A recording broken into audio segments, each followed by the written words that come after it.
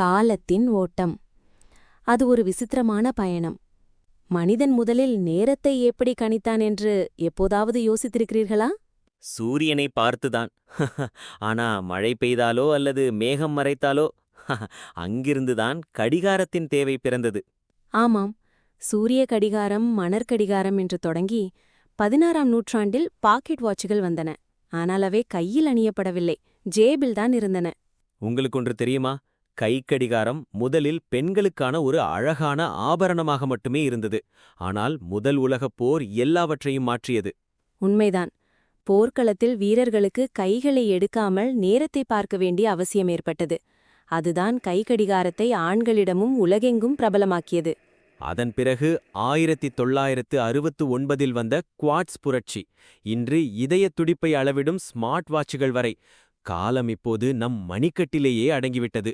வெறும் நிழலில் தொடங்கிய பயணம் இன்று நம் விரல் நுனியில் நிற்கிறது. இதுதான் மனித அறிவின் உண்மையான வெற்றி.